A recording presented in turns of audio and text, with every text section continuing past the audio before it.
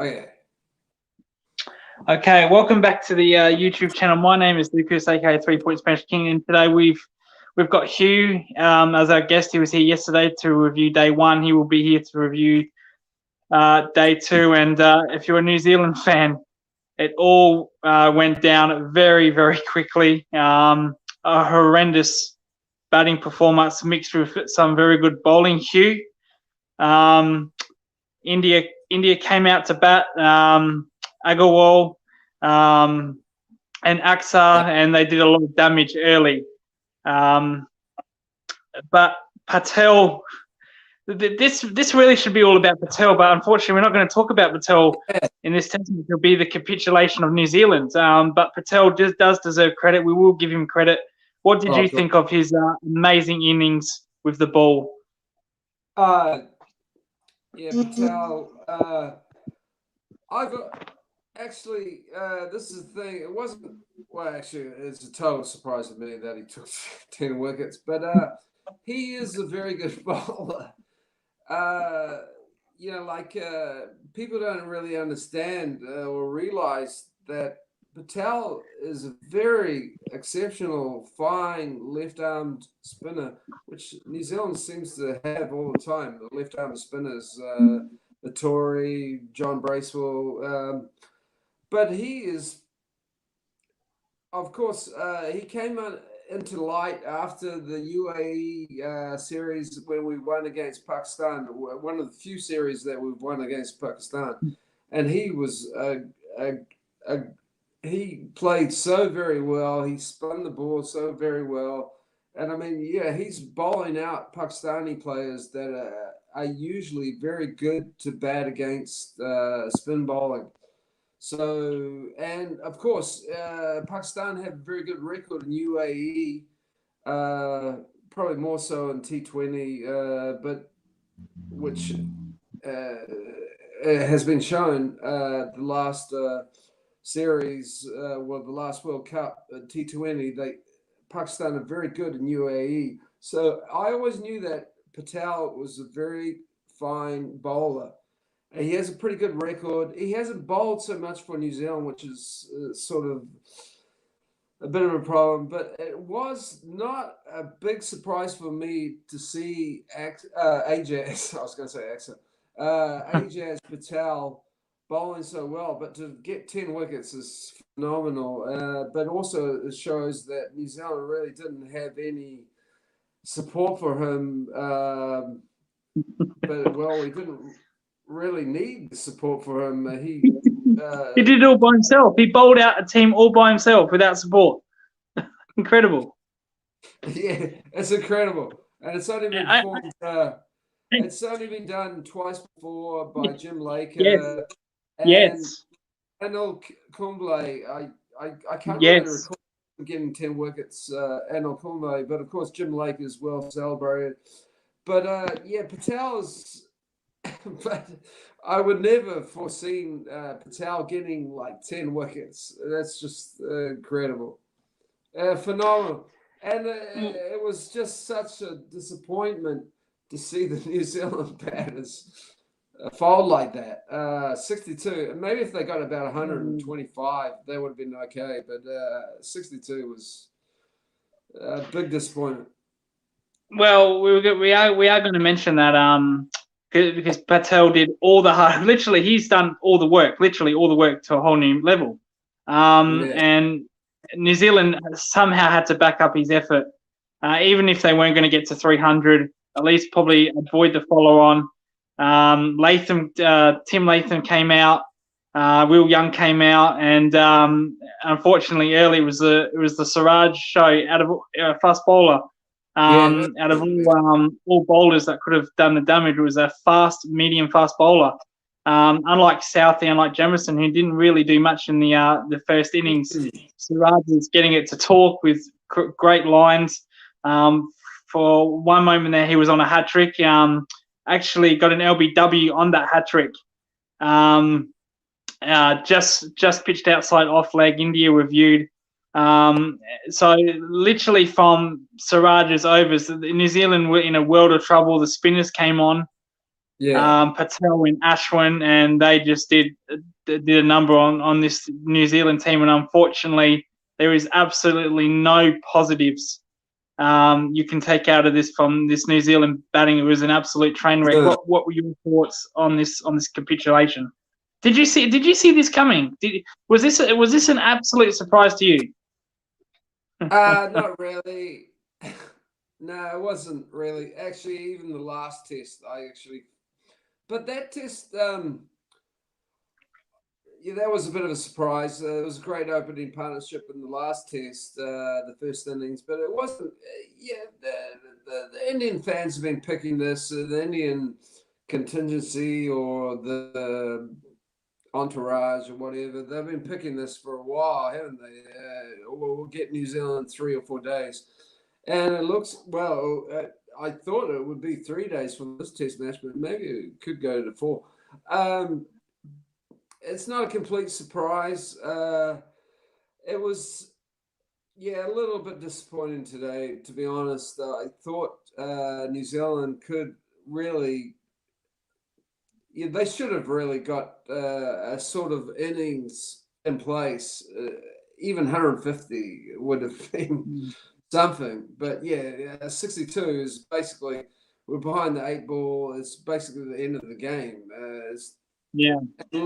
But I'm kind of thinking that Kohli, in not enforcing the follow-on, he's prolonging the time here now. So, it could, I don't know really about the forecast, the weather, but it's probably unlikely. But he's prolonging the time of this game, which ensures New Zealand more of a chance, which is kind of a mistake. I don't know. He kind of wants to make I think he wants to have an innings himself and let Pujara have an innings himself.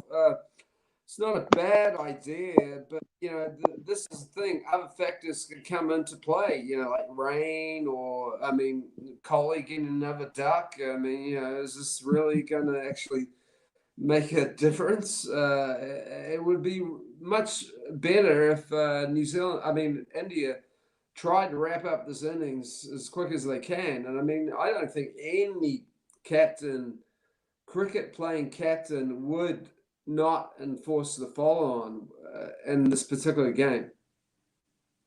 Well, I was completely shocked by it. I thought, well, they've bowled out New Zealand for 62. 62. Yeah.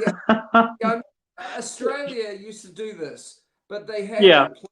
And they had a plan to ensure that, but usually it wasn't like they bowled out the team but the other team had runs on the board. I think it might have been Michael Clark or Ponting that didn't enforce.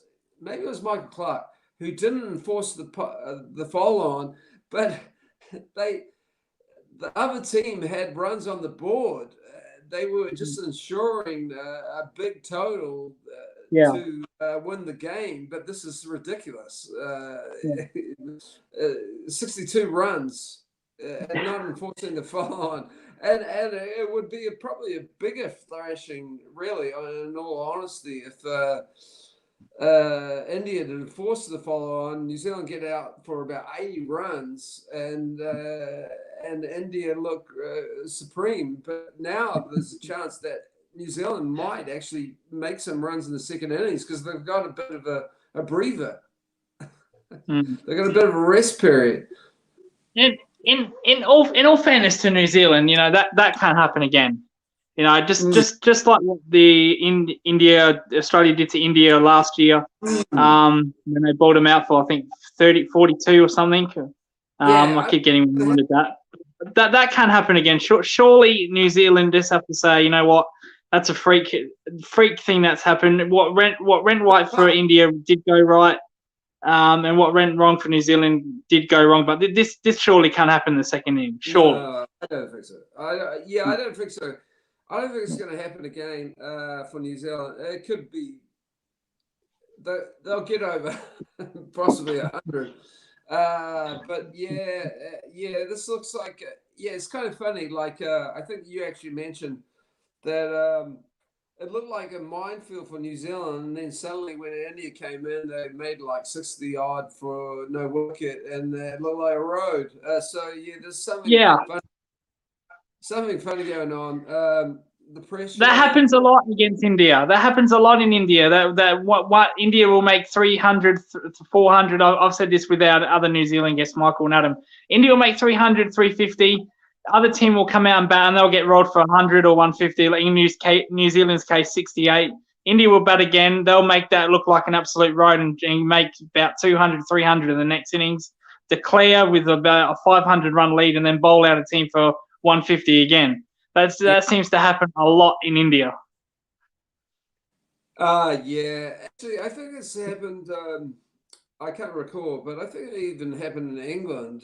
It was like one team was having like a lot of trouble with the pitch, and then the other team came in, and it was like a road. Probably pressure and the bowling attack. Yeah, New Zealand's really definitely lacking a good spinner.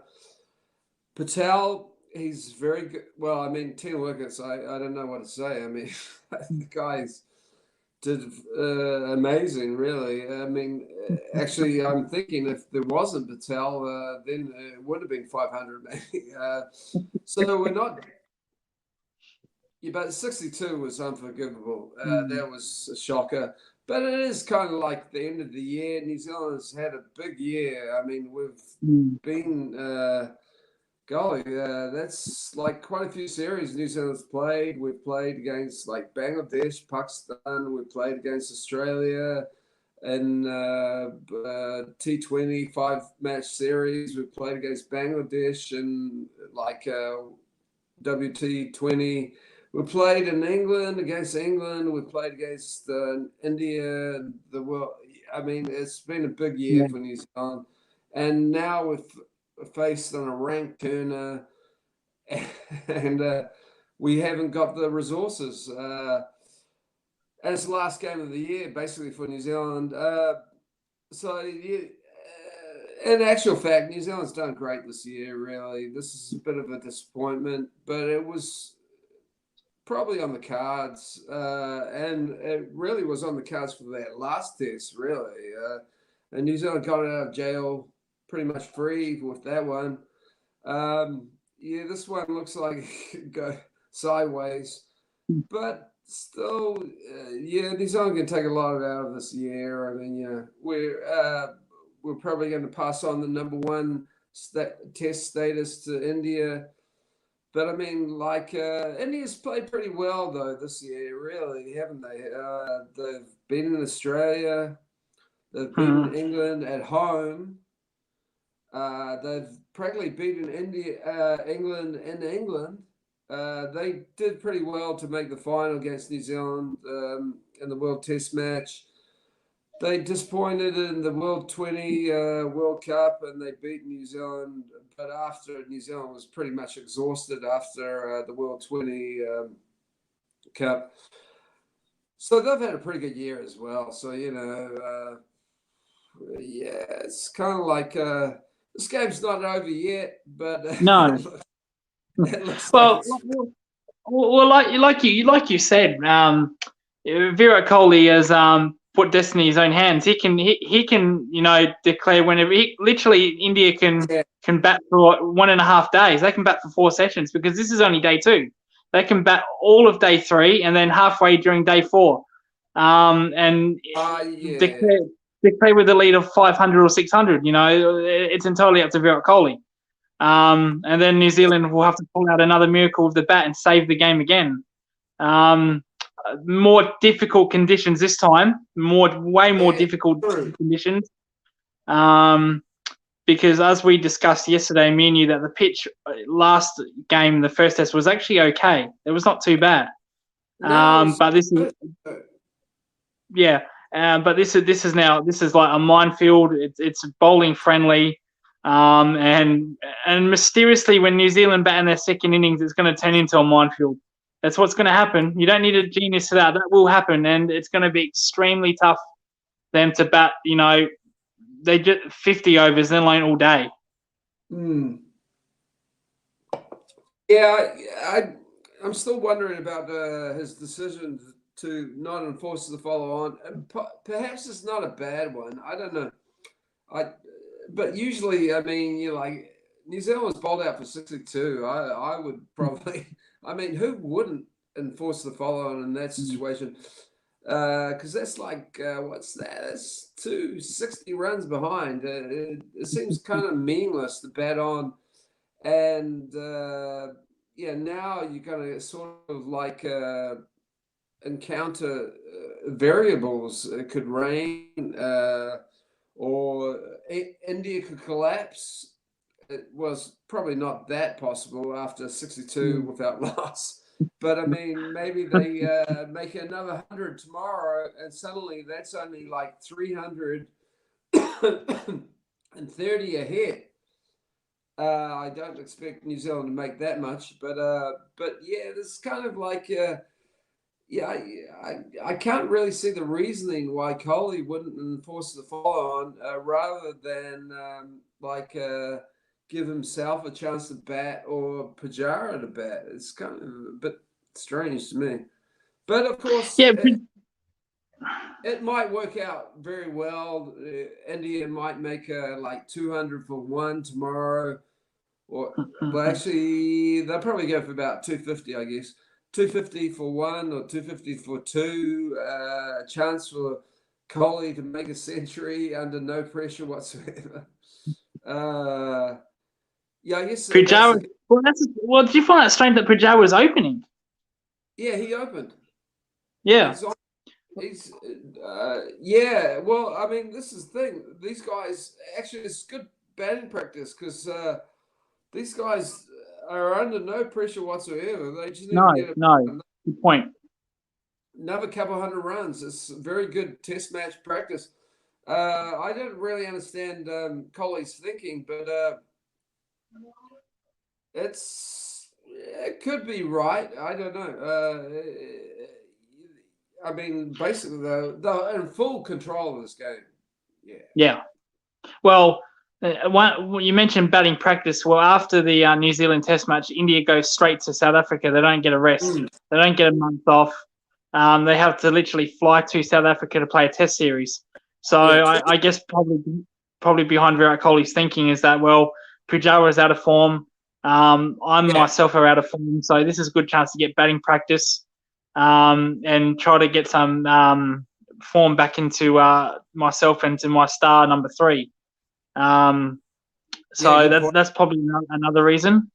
But New Zealand, I think New Zealand also, they don't have time off. I think they actually play Bangladesh also very soon, don't they? I think they play him isn't it 2-3 weeks after? Not even that? Yeah, I think they play a Boxing Day test against maybe Bangladesh. But I don't know. Bangladesh, Sri Lanka have been playing in New Zealand. These are the usual. It's like you play them every year. Yeah, exactly. I've been hearing Bangladesh for about the last 10 years. For me, but this season we're going to play South Africa, which is right. Finally, I've been playing like Bangladesh, Pakistan, Sri Lanka.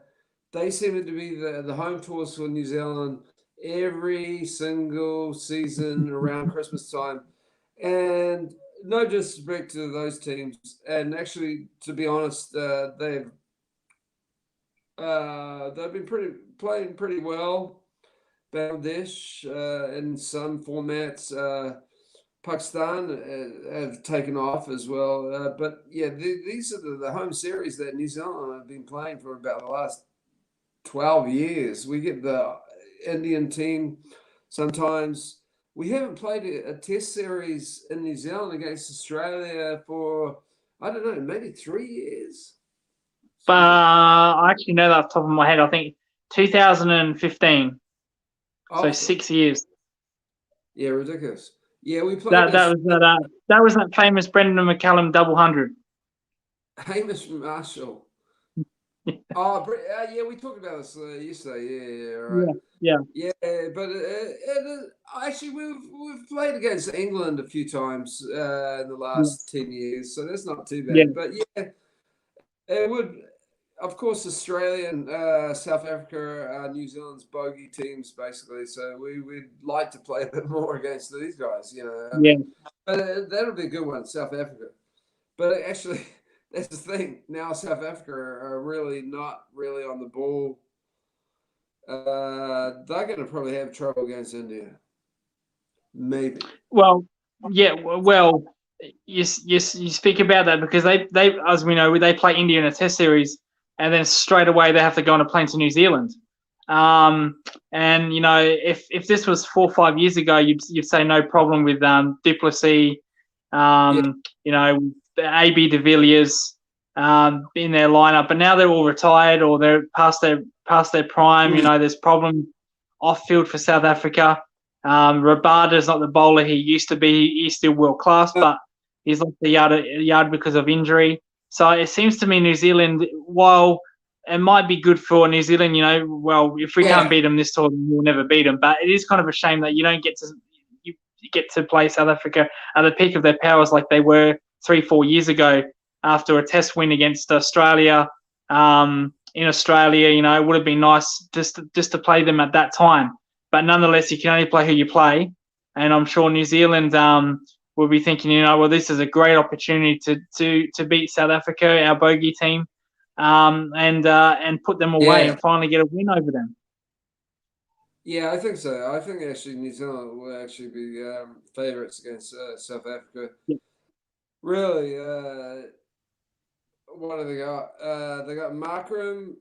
That Malin is a good batter. Yeah, they got a few good players. Russie, but yeah, I don't know. Really, that one should be a good contest. But anyway, So yeah, yeah.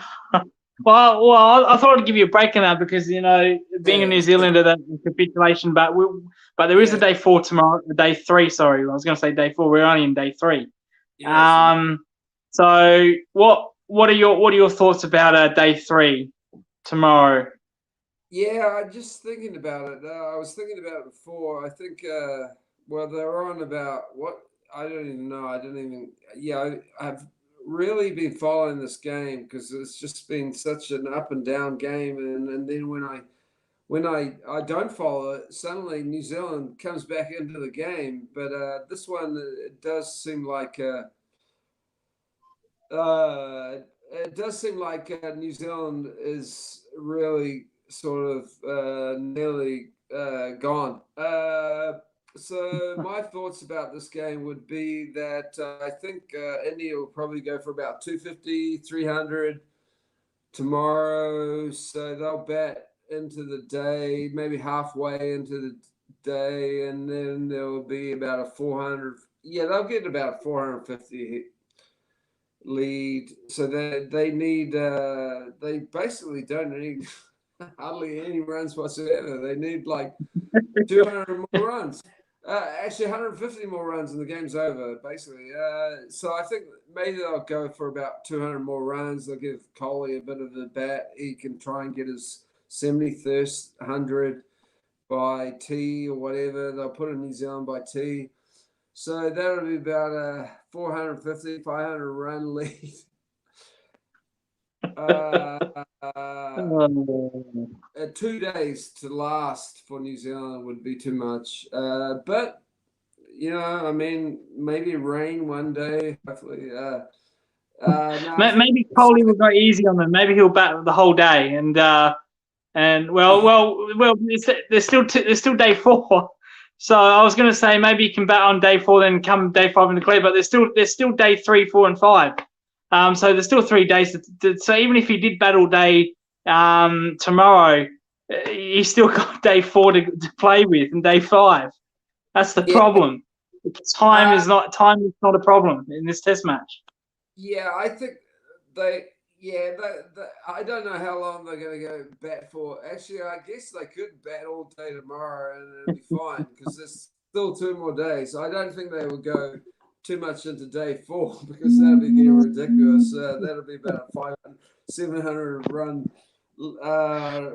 and they don't want to. They don't really want to have the problem of New Zealand batting for like 1 day and a half, and that would be terrible. So yeah, so I think they'll bat probably halfway through tomorrow, 450, 500. Yeah, they'll put it 450, 500 on New Zealand, and New Zealand's got to try and make 2 and a bit days, 2 days in one session. That's how I see it. Yeah, they might go to tea tomorrow.